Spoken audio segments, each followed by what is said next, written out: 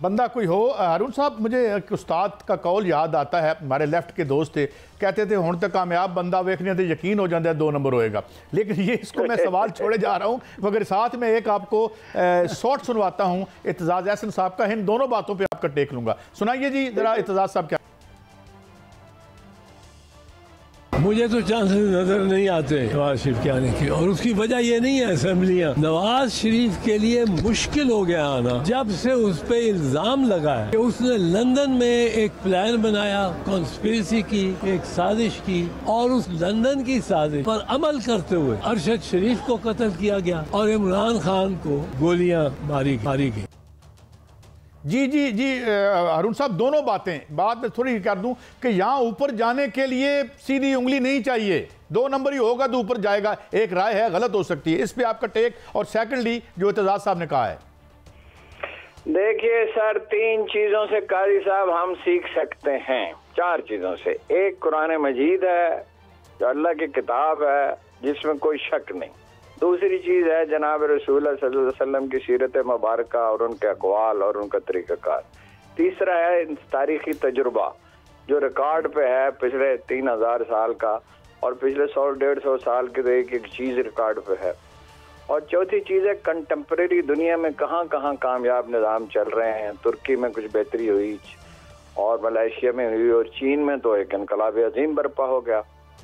अब आप क्या इन तजर्बात से सीखने के लिए तैयार हैं? कोई ऐसा आदमी नजर नहीं आता जो इस दर्जा फहम और बसीरत रखता हो। देखिए रसूलुल्लाह सल्लल्लाहु अलैहि वसल्लम असहाब के दरमियान बैठे थे, उन्होंने कुछ लकीरें खींची टेढ़ी मेढ़ी, और फिर एक सीधी लकीर खींची और कहा यह है सिरात मुस्तकीम।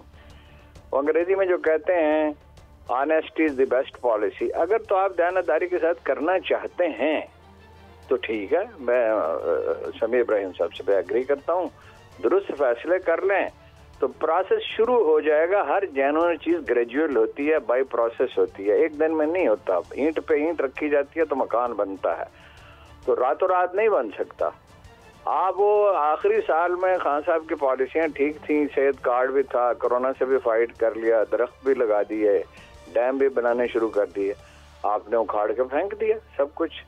कुछ उम्मीद बन चली थी, कोई रोशनी नजर आ रही थी। सवाल ये है कि सियासतदानों के हाथ में मामला है ही नहीं, मामला है इस्टेब्लिशमेंट के हाथ में। जिसके पास ताकत है उसी के पास है ना। और आपको पता होगा कि वजीर दफा ने टेलीफोन किया है चीफ ऑफ आर्मी स्टाफ को, तो टेलीफोन खैरियत पूछने के लिए तो नहीं किया होगा ना जी।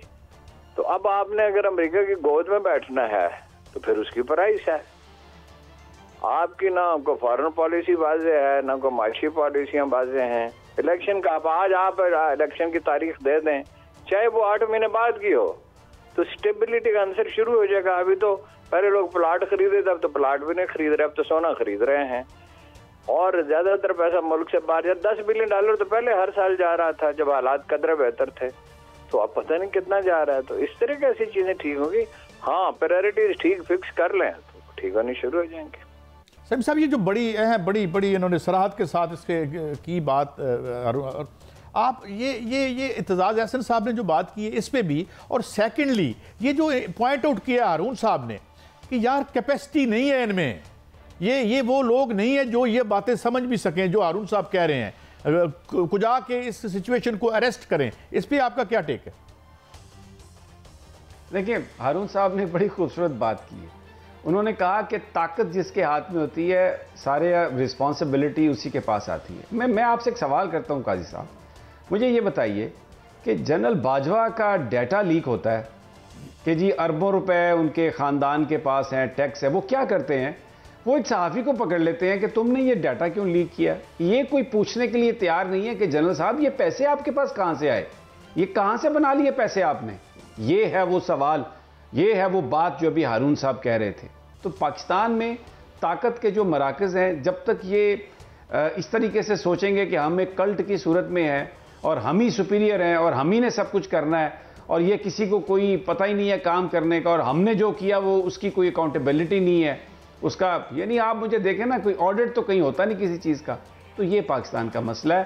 ताकतवर जो लोग हैं, अगर जब तक वो अकाउंटेबिलिटी उनकी नहीं शुरू होती, तब तक ये कुछ नहीं हो अच्छा, सकता। मैं बिल्कुल एग्री करता हूं। बाकी जो आपने एतजाज साहब की बात कही है, जी सर, जी प्लीज मुकम्मल करें समी साहब। वो उसमें बिल्कुल उन्होंने ठीक कहा। ये अभी मरियम साहबा आ रही हैं, नवाज शरीफ साहब नहीं आएंगे क्योंकि जो इस वक्त सूरत हाल है, पीडीएम के पास तो बंदे ही नहीं है 35 इलेक्शन लड़ने के लिए। वो सारे टिकट होल्डर्स ने कह दिया कि हम तो नहीं आएंगे जी, ये इमरान खान का मुकाबला कौन करे, तो नवाज शरीफ कहां से आएगा।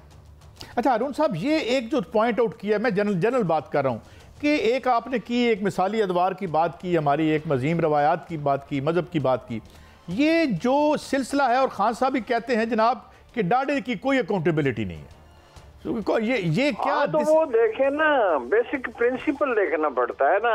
हम चले जाते हैं, हम पगडंडियों पे चले जाते हैं। एक सूफी थे, अब इस दुनिया में नहीं रहे, आलम आदमी भी थे, सच्चे और खरे भी थे, जैसा एक सूफी होता है। बस ज्यादातर तो ऐसे ही होते हैं, आपको तान पड़े होते हैं, सिर्फ दावे होते हैं।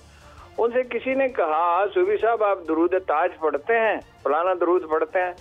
उन्होंने कहा मैं पक्की सड़क पे चलता हूँ, दुरूद इब्राहिम ही पढ़ता हूँ। पक्की सड़क पे चलना चाहिए, पगडंडियों पे नहीं। जो बात समी इब्राहिम साहब ने कही है उसको एक और एंगल से देखें। कुरान मजीद कहता है वलकुम फिल किसास हयातुन या उलिल अलबाब। वो जो, अगर तुम में अकल है, तुम में से कुछ लोग जो अकल रखते हैं वो जानते हैं कि जिंदगी किसास में है। किसास क्या है? किसास ये है जितना किसी का कसूर है उतनी उसको सजा मिले प्रॉपर तरीके से, ना ज्यादा सजा मिले ना कम सजा मिले, बस सजा लाजमी मिले। अब आप जनरल बाजवा की तो अकाउंटेबिलिटी छोड़ दें, वो तो सवाल ही नहीं पैदा होता। आपने नवाज शरीफ से सुलह कर ली और आपने जरदारी साहब जो है वो आपके हलीफ हैं। कोई शोरिश कश्मीरी का मिसरा मुझे याद आता है कि भाई असल इनहराफ जो है, यानी उसमें नुक्ता यह है कि असल इनहराफ फिक्री होता है। जब जहनी और फिक्री तौर पे आप भटक जाएं तो अमली तौर पे भटकेंगे। वो मिसरा ये है, अबू सुफियान के पोते की गुलामी कर ली, वो यजीद की गुलामी कर ली। जब आपने यजीद की गुलामी कर ली तो इस्लाह कहाँ से होगी? तो ये छोटे छोटे यजीद ही है ना, कोई कम कोई ज्यादा। तो अब हमसे कहते हैं भाई नवाज शरीफ को गवारा करो, जरदारी को गवारा चलो। अब मैं इमरान खान को तो किसी न किसी तरह गवारा कर लूंगा, इमरान खान साहब कौन से कायदे आज़म है, लेकिन अब मैं नवाज शरीफ को मेरे ऊपर बिठाएंगे और जरदारी को बिठाएंगे। कराची के इलेक्शन में क्या हुआ यार, वो इलेक्शन जीता है, कुछ से बड़ा कोई झूठ हो सकता है कि वो इलेक्शन जीता है? वहाँ ज्यादा सीटें जमात इस्लामी की हैं, उसके बाद इनकी हैं। अब पीटीआई की हालत देख लें, जिसे इतनी उम्मीदें वाबस्ता है। मैंने खान साहब से कहा एक इंसान का बच्चा भी नहीं है कराची में, उन्होंने कहा एक भी नहीं है। अच्छा, ये जो बात अभी समी साहब ये कर रहे हैं, मैं एक बड़ा बुनियादी सवाल आप दोनों से करना चाहता हूँ मुख्तसरन। ये समी साहब, ये सिस्टम जिस तरह मैंने पहले अर्ज किया था, इसमें ऊपर आने के लिए कोई किरदार की ज़रूरत, बल्कि वो बड़ा काउंटर प्रोडक्टिव होता है। दैट्स वाई, क्योंकि इतने पैसे, इतनी क्लाउट, इसके बाद आप इलेक्ट होंगे, वजीर बनेंगे, वजीर आज़म बनेंगे या ताकत, तो ये डिलीवरी नहीं कर रहा। तीसरी जमहूरियत में फिल्टर होके नेक बंदे क्यों नहीं आए, वो कहाँ चले गए हैं? पहले आप बताइए, फिर मैं अरुण साहब से पूछता हूँ। समी साहब देखिए, जब रेस ऐसी लगी हुई है कि जिसमें जो ईमानदारी की बात लेके चल रहा है वो कुचला जाएगा उस रेस के नीचे आगे, तो कौन आएगा आगे आएगा? आप इलेक्शन के सिस्टम को देख लेना। इलेक्शन लड़ने के लिए आपको चाहे कौमी असम्बली का है चाहे सूबाई असम्बली का है, 10 करोड़ रुपए चाहिए कम से कम, बल्कि 15 करोड़ चाहिए होगा। तो वो कौन सा कारोबार है जो 15 करोड़ वो लगाएगा बना के इस पे? फिर तो पहले तो वो 15 करोड़ उसने इकट्ठे करने हैं, फिर अगले इलेक्शन के लिए 10-15 करोड़ और इकट्ठे करने हैं, फिर जो पूरा साल 2 साल डेरा अपना चलाना है उसके लिए पैसे चाहिए। तो जो इस वक्त जो निज़ाम है, ये तो कोई अच्छे लोगों को लाने के लिए है ही नहीं।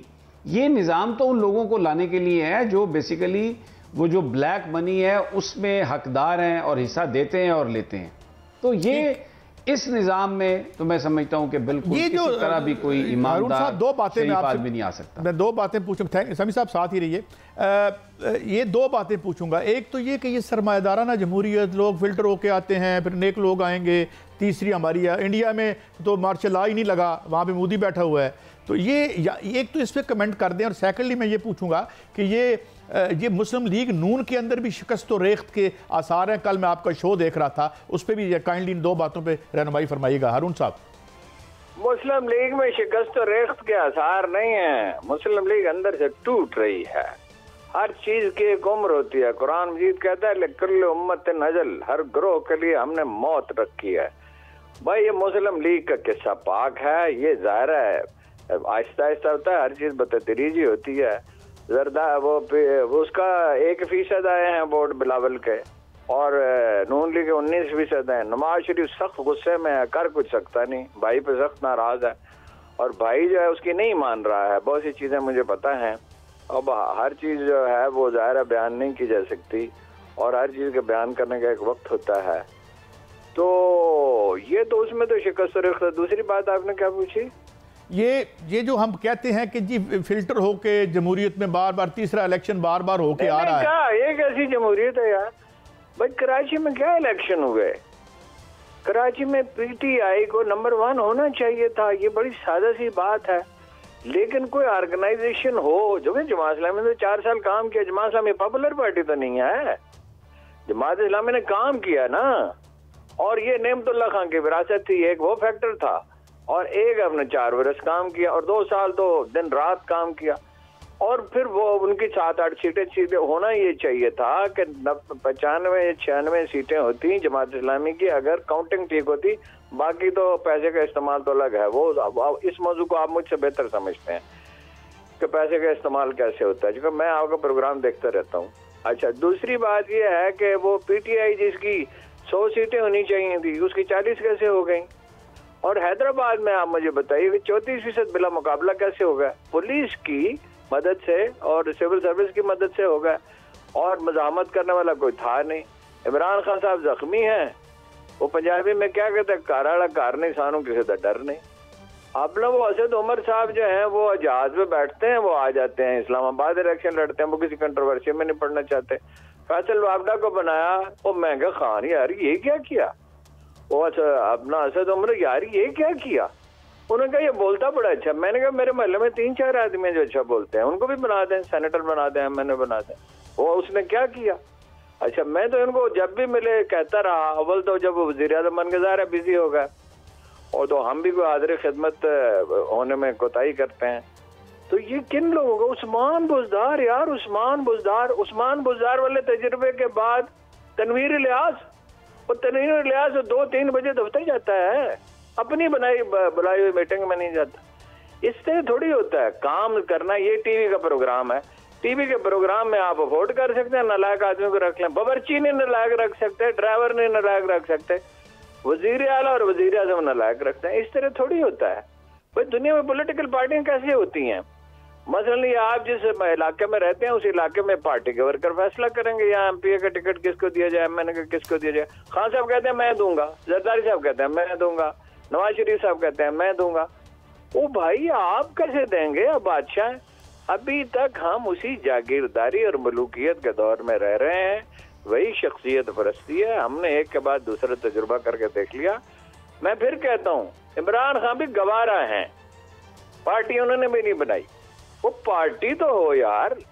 देखिए ना काजी साहब, मैं इसलिए नहीं कि आप मेरे दोस्त हैं, मैं इसलिए कह रहा हूँ आप क्यों नहीं लड़ सकते जी कौमी असेंबली का इलेक्शन? वो पैसों का भी इतना मसला नहीं है। पैसे अगर रीजनेबल पैसों से इलेक्शन लड़ा जा सकता हो तो शरीफ लोग जो है पैसे जमा करके दे देंगे, माकूल लोग। लेकिन हम में से अगर कोई इलेक्शन लड़ेगा तो इमरान रियाज लड़ेगा, ठीक है ना, और तो कोई नहीं ना लड़ सकता।